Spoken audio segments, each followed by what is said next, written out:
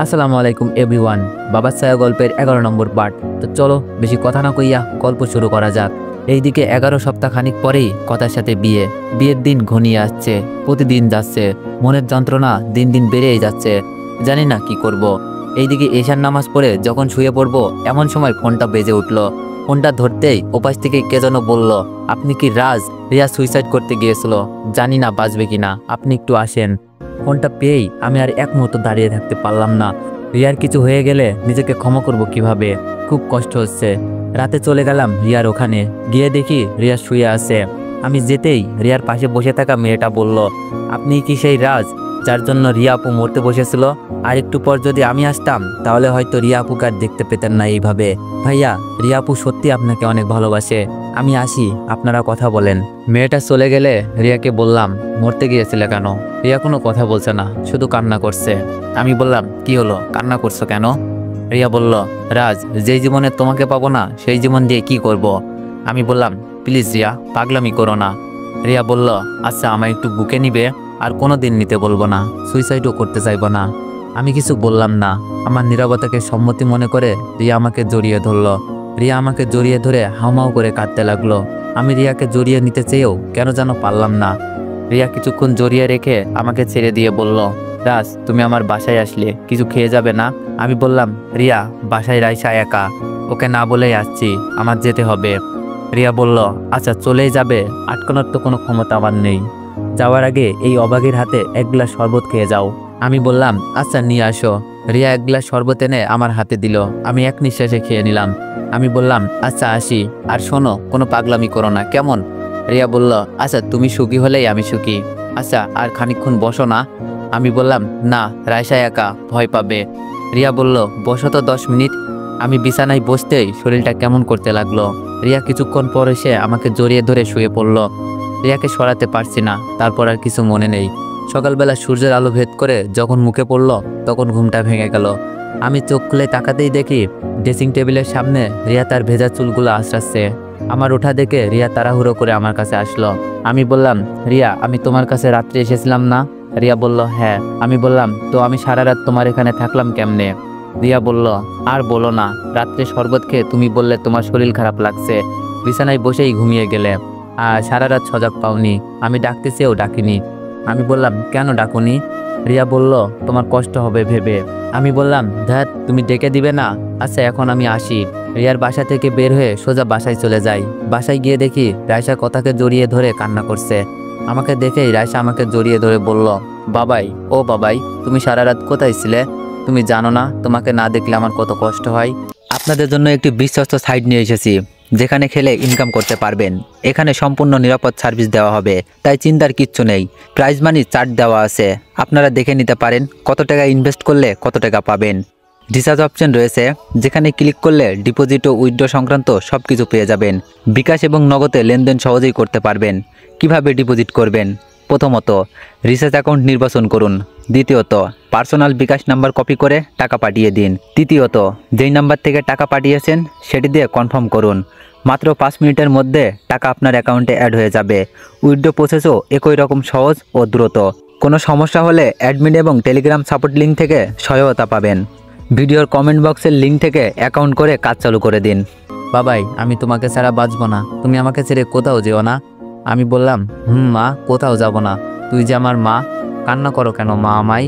রাইসা বলল, বলো আর কোথাও আমাকে না বলে যাবে না? আমি বললাম, হ্যাঁ যাব না মা, কথা দিলাম। কথা বলল, রাজ, সারা রাত কোথায় ছিলে? জানো, রাত 11টায় রাইসা যখন ফোন দিয়ে কান্না করে বলল, মামুনি, বাবাই কোথায় যেন চলে গিয়েছে, জানো এত রাতে আমার আসতে হয়েছে, সারা রাত ঘুমাতে পারিনি, তোমার যদি কিছু হয়ে যেত আমার কি হতো? এই দেখো তুমি তোমার ফোনটাও নেওনি, কোথায় ছিলে সারা রাত? আমি বললাম, আর বলো না, আমার এক ফ্রেন্ড অ্যাক্সিডেন্ট করেছিল, তাই ব্লাড দিতে গিয়ে ওর অবস্থা দেখে আসতে পারিনি। আমার কথা শুনে আর কিছু বলল না। আমি ইচ্ছা করি সত্যটা লুকালাম। রিয়ার বাসায় থাকার কথা শুনলে আরো গন্ডগোল লাগবে। রাইসা বলল, বাবাই তুমি রাতে খেয়েছো? আমি বললাম, না মামুনি, তুমি খেয়েছো? রাইসা বলল, না খাইনি, তুমি আমাকে না বলে চলে গিয়েছিলে। আমি বললাম, সরি মামুনি। বলল, মামুনি তুমি বাইরে যাও তো। রাইসা বলল, কেন মম? বলল, তোমার বাবার সাথে কথা আছে। রাইসা বলল, আচ্ছা। রাইসা চলে গেলেই বলল, তুমি আমাকে না বলে কোথাও যাবে না, জানো সারা রাত কত কান্না করেছি। আমি বললাম, আরে কান্না করার কি আছে। কথা বলল, যদি তোমার কিছু হয়ে যেত, জানো কত সাধনা করে তোমায় পেয়েছি, তুমি আমার 7 রাজার ধন। আমি বললাম, ধুর, আমার কি হবে, আমি কি ছোট্ট বাচ্চা নাকি। কথা বলল, হ্যাঁ ছোট বাচ্চাই। আমি বললাম, বললেই হলো। কথা বলল, আচ্ছা সারা রাত আমাকে কান্না করিয়েছেন, এর শাস্তি ভোগ করো। আমি বললাম, শাস্তি। কথা বলল, শাস্তি। আমি বললাম, বারে আমার ভয় লাগছে তোমার শাস্তির কথা শুনে। আচ্ছা বলো কি শাস্তি দিবে। কথা বলল, কাছে আসো বুঝাচ্ছি কি শাস্তি। আমি বললাম, কাছে যাও বারণ, আমার ভয় লাগছে। কথা বলল, বলছি কাছে আসো। আমি বললাম, না। কথা বলল, তবে রে আসতে হবে না বলেই কথা আমাকে বিছানায় ফেলে দিল। বিছানায় ফেলে দিয়েই কথার ঠোঁট দুটো আমার ঠোঁটে লাগিয়ে দিল। আমি কিছু বলতে পারছি না, মুখখানা বন্ধ আর খুব শক্ত করে জড়িয়ে ধরে আছে। এভাবে কিছুক্ষণ জড়িয়ে ধরে থাকার পর কথাকে ধাক্কা দিয়ে সরিয়ে দিলাম। কথা বলল, রাজ তুমি আমাকে ধাক্কা দিলে কেন। আমি বললাম, কথা তুমি যা করছো এটা বিয়ের আগে ঠিক না। কথা বলল, আমি ঠিক বেঠিক বুঝি না, আমি শুধু জানি তুমি আমার। আমি বললাম, কথা বিয়ের আগে আমি এসব পছন্দ করি না, তুমি ক্ষমা করে দিও আমায়। কথা বললাম, আমার কলেজার টুকরা, বিয়ের পর তো আর কিছু বলতেও পারবে না, আর তো কয়েকটা দিন। আমি বললাম, ততদিন অপেক্ষায় থাকো, তাও এভাবে হামলা করো না। এইদিকে দেখতে দেখতে কথা আর আমার বিয়ের দিন এসে পড়ে। অফিসের বন্ধু বান্ধবীদের নিয়ে কথার বাসায় যাচ্ছি। রায়সা আমার কোলে বসে আছে। রায়সা আজ খুব সুন্দর করে সেজেছে। বিয়ে বাড়িতে গিয়েই রায়সা কথার কাছে চলে যায়। রায়সা বলল, মামুনি আজ তোমাকে অনেক সুন্দর লাগছে। কথা বলল, তাই বুঝি মামুনি। রায়সা বলল, মামুনি অনেক অনেক সুন্দর লাগছে। রায়সা বলল, আচ্ছা মামুনি, আমাকে পরে ভুলে যাবে না তো। কথা রায়সার কপালে চুমু দিয়ে বলল, তুই তো আমার রাজকন্যা, তোকে ভুলে থাকতে পারবো না রে মা, তুই আমাদের নয়নের মণি। রায়সা বলল, আচ্ছা তুমি থাকো, আমি বাবাইয়ের কাছে যাই। রায়সা কথার কাছ থেকে এসে আমার কাছে এসে বসলো। কাজী সাহেব এসে বাবা মায়ের নাম জিজ্ঞেস করছে। এমন সময় কথা এসে বলল, দাঁড়ান কাজী সাহেব, এমন চরিত্রহীন ছেলের সাথে আমার বিয়ে হতে পারে না। কনের মুখে এমন কথা শুনে বিয়েবাড়ির সবাই চমকে ওঠে। আমি স্টেজ থেকে উঠে এসে বললাম, কথা কি হয়েছে, অপমান করার জন্য এভাবে আয়োজন করছো। কথা বলল, এই কুত্তা, আমার নাম ধরে ডাকার তোর যোগ্যতা নেই। আমি বললাম, কি বলছো এসব, তোমাকে বিয়ে করতে জোর করিনি, আমাকে বিয়ে না করলে এমনিতেই বলো, প্লিজ মেয়ের সামনে চরিত্রহীন বলো না। কথা বিয়ে বাড়ির সবার সামনে আমার গালে চর বসিয়ে দেয়। সবাই ভিডিও করতে ব্যস্ত, লজ্জায় মরে যেতে ইচ্ছে করছে। কি এমন অপরাধ করেছি যার জন্য আমাকে এত অপমানিত হতে হচ্ছে। ম্যাডাম প্লিজ বলেন কি হয়েছে, আমি কি অপরাধ করেছি। কথা এবার আরো বেশি রেগে গিয়ে বলল, আবারও চল লাগিয়ে দেয়, এই দেখ চরিত্রহীন, তোর আর রিয়ার নোট। কুত্তা, তুই যদি কোনোদিন আমার সামনে আসিস তোকে খুন করে ফেলবো। তুই আমার জীবনটা নষ্ট করে দিয়েছিস, আমার স্বপ্নগুলো ভেঙে চুরমার করে দিয়েছিস। আমি বললাম, কি বলছে এইসব। কথা আবারও মুখের ওপর কয়েকটা ছবি ছুঁড়ে মারল। আমি বললাম, ম্যাডাম বিশ্বাস করেন আমি এসব কিচ্ছু করিনি। কথা বলল, তাই না, রিয়া আপু নিজেই বলেছে তুই ওকে ব্ল্যাকমেল করে এমন করেছিস, লজ্জা করে না এসব করতে। আমি বললাম, ম্যাডাম প্লিজ বিলিভ মি, আমি কেমন তা তো আপনি জানেনই। হঠাৎ নিলয় এসে লাথি মেরে ফেলে দিয়ে বলল, দাঁড়া, তোর বিয়ে করার শখ মেটাচ্ছি। রায়সা দৌড়ে গিয়ে কথার পা জড়িয়ে ধরে বলল, মম বাবাইকে ওই লোকটা মেরে ফেলবে, মম তুমি না করো না, তারা যেন না মারে আমার বাবাইকে, আমার বাবাই ভালো, মম তুমি না বাবাইকে বিয়ে করবে, বলো না বাবাইকে যেন না মারে, বাবাই তো মরে যাবে, মম তোমার পায়ে ধরে বলছি বাবাইকে বাঁচাও।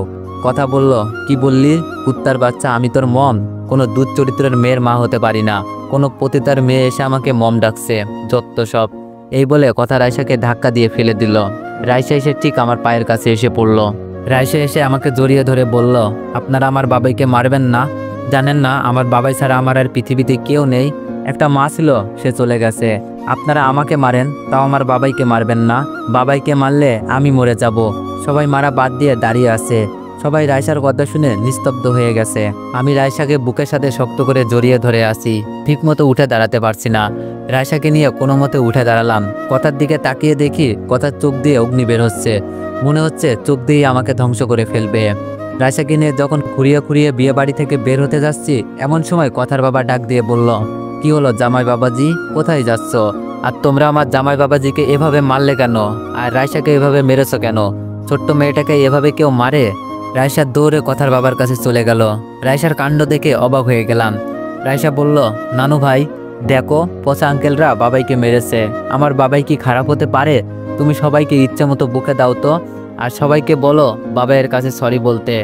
কথার বাবা বলল, তাই বুঝি? এই নাজমুল, দরজাটা লাগিয়ে দে তো। আর হ্যাঁ, জামাই বাবাজির জন্য একটা গাড়ি রেডি কর। জামাইকে তো আর এইভাবে পাঠাতে পারি না। নাজমুল যখন দরজা বন্ধ করে ফেললো, রাইসা অবাক হয়ে গেল। কি হচ্ছে কিছুই বুঝতে পারছে না। আর হ্যাঁ, জামাই বাবাজি খুব সুন্দর মাস্টার প্ল্যান করেছিলে। আর মেয়েটাকে মাশাল্লাহ অনেক বড় অভিনেত্রী বানিয়েছো। তা না হলে সবার মন জয় করে কেমনে? আমার মেয়েটাকে বিয়ে করে সব সম্পত্তি তোমার করে নিতে চেয়েছিলে, কিন্তু পারোনি। তোমার সব গোমর ফাঁস হয়ে গেছে। আর এই যে কথা মামুনি, তোমাকে বলেছিলাম না, যা করো ভেবে করো। এইসব ছোট লোকের বাচ্চা সুস হয়ে ঢুকে ফাল হয়ে বেরিয়ে যায়। ভাগ্যিস বিয়ের আগে ভিডিওটা হাতে পেয়েছি। আমি বললাম, আঙ্কেল, আপনার এই সম্পত্তির প্রতি আমার বিন্দুমাত্র চাহিদা নেই। আপনার মেয়ে জোর করেই বিয়ে করতে চেয়েছিল। আর আপনাদের কাছে যেই ভিডিও সেটা আমি না। আমি এইসবের কিছুই জানি না। আর কথা প্লিজ বিলিভ করো। তুমি তো জানো আমি কেমন। কথা আমার কাছে এসে ঠাস করে গালে চোর বসিয়ে দিয়ে বলতে লাগে, কিরে কুত্তা, সেই দিন হসপিটালে ছিলি নাকি সারা রাত মেয়ে নিয়ে ফুর্তি করেছিস? আর ভিডিও কি এডিট করা যায়? তোর মতো কুত্তা আমার পায়ে স্যান্ডেলের যোগ্য না। তুই আর তোর মেয়ে দুটাই চরিত্রহীন। কোন জানি পতিতার গর্ভে তোর মেয়ের জন্ম। আমি বললাম, কথা আর একটা কথাও না, আমাকে নিয়ে বলো। আমার রাইসাকে নিয়ে একটা কথা বললেও তোমার অস্তিত্ব রাখবো না। কথা বলল, তাই বুঝি? নষ্টা মেয়েকে নিয়ে এত কথা? আমি কথার গালে চর বসিয়ে দিয়ে বললাম, অনেক সহ্য করেছি, আর না। আমার কলিজার টুকরাকে নিয়ে আর একটা কথা বললে তোর মতো হাজার কথাকে খুন করতে আমার হাত কাঁপবে না। আমার কলিজা ধরে টান দিয়েছিস। কথা বলল, তাই বুঝি? চরিত্রহীনের মুখে কথা ফুটেছে। চরিত্রহীনের মেয়ে বড় হলে পতিতা হবে। তুই তোর মেয়েকে দিয়ে আমাকে ফাঁসাইছিস। তোর মুখটা দেখলে আমার ঘৃণা লাগে। আমি বললাম, কি বললি? রাইসা পতিতা হবে? কথার গালে ঠাস ঠাস করে চর লাগিয়ে দিলাম। কেউ কোনো কথা বলছে না। কথা চর খেয়ে মাটিতে পড়ে গেছে। কথার আব্বু বলল, এই নাজমুলেরা, তোরা দাঁড়িয়ে কি তামাশা দেখছিস? হারামিটিকে আদর করে দিয়াই তো। এইদিকে নিলয় প্রথমে এসে লাথি দিয়ে আবারও ফেলে দিল। এলোপাতারি মারতেছে। রাইসা চিৎকার পেরে কান্না করছে আর বলছে, তোমরা আমার বাবাইকে মেরো না, আর মেরো না। আল্লাহ সব দেখছে। আমি কিন্তু আল্লাহকে বিচার দিব। মেরো না। কি হলো? বাবাইকে মেরো না। এইদিকে কথা বারবার বলছে, কুত্তাটাকে মার, মারতে মারতে মেরে ফেল। আমার ভালোবাসার সাথে প্রতারণা করেছে। রাইসা কথার কাছে গিয়ে অনুনয় বিনয় করে বলছে, মম, এবার না করো না। বাবাই তো মরে যাবে।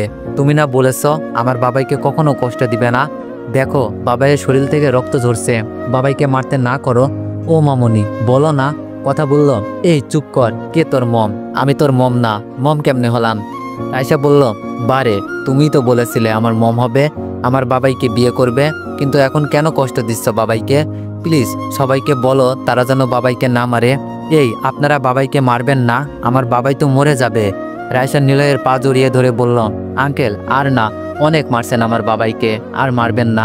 প্লিজ এবার থামেন। নিলয় রাইসাকে ধাক্কা দিয়ে সরিয়ে দিল। রাইসা এবার দৌড়ে গিয়ে কথার দুই পা জড়িয়ে ধরে বলল, ও ম্যাডাম, আর কোনোদিন মম ডাকবো না। আমার বাবাইকে ছেড়ে দেন, ছেড়ে দেন প্লিজ। বলেন না আর যেন না মারে। আমার বাবের কিছু হয়ে গেলে কে আমাকে ঘুম পাড়াবে? কে আমাকে খাইয়ে দিবে? কে আমাকে মা বলে ডাকবে? আমার বাবাই আমাকে অনেক ভালোবাসে। ম্যাডাম, আমরা এই শহর ছেড়ে চলে যাব। আমার বাবাইকে ছেড়ে দেন, একটু দয়া করেন। কথার বাবা কথার পা থেকে রাইসাকে ছাড়িয়ে গালে কষে থাপ্পড় বসিয়ে দিল। চর খেয়ে রাইসা পড়ে গেল। নাক ফেটে রক্ত পড়ছে। নাকের রক্ত হাতে নিয়ে আকাশের দিকে তাকিয়ে বলে, ও আল্লাহ, তুমি নাকি সব দেখো? তুমি না সর্বশক্তিমান? তুমি দেখো না আমার বাবাইকে মারছে? তুমি আমার বাবাইকে বাঁচাও। এই যে দেখো, আমার নাক পেটে রক্ত বেরোচ্ছে। ও আল্লাহ, আমি মন খারাপ করিনি, তোমার কাছে কোনো অভিযোগ করিনি। তুমি আমার বাবাইকে বাঁচাও। দেখেছো তো তুমি, এখানে কেউ আমার কথা শোনে না ছোট বলে। তুমি কি শুনবে না? তুমি না সবার কথা শোনো। ও আল্লাহ, আমি ছোট মানুষ, কাউকে আটকাতে পারি না। সবাই লাথি মেরে ফেলে দেয়। তুমি ছাড়া আমার বাবাইকে কেউ বাঁচাতে পারবে না। তুমি জানো না আমার বাবাই ছাড়া আমার আর পৃথিবীতে কেউ নেই। তুমি যদি বাবাইকে না বাঁচাও তাহলে আমাকেও নিয়ে নাও। কি হলো? দেখো না আমি কাঁদছি। ও আল্লাহ, দেখো বাবাইকে মেরে ফেলছে ওরা। দেখো আমার বাবাইয়ের মুখ থেকে রক্ত বেরোচ্ছে। রাইসার কথা শুনে কথা আর চুপ থাকতে পারলো না। সবাইকে বলল, থামো তোমরা, অনেক হয়েছে, ছেড়ে দাও। জীবনে বেঁচে থাকলে কারো সম্পত্তির প্রতি লোভ করে কোনো মেয়ের জীবন নষ্ট করবে না। অ্যাম্বুলেন্স করে হাসপাতালে পাঠিয়ে দাও, মরে গেলে আবার ভেজাল হবে। কথার বাবা একটা অ্যাম্বুলেন্স ডেকে হসপিটালে পাঠিয়ে দেয়। রাইসা অ্যাম্বুলেন্স করে হসপিটালে যায়। ডাক্তার যখন রাজকে অপারেশন থিয়েটারে নিয়ে যায় তখন রাইসা দরজায় দাঁড়িয়ে কাঁদতে থাকে। এইদিকে ডাক্তার কণা এসে দেখে বাচ্চা একটা মেয়ে অপারেশন থিয়েটারের বাইরে কাঁদছে। কণা রাইসার দিকে তাকিয়ে দেখে সত্যি একটা রাজকন্যা। মনে হচ্ছে চোখ থেকে মুক্ত ঝরে পড়ছে।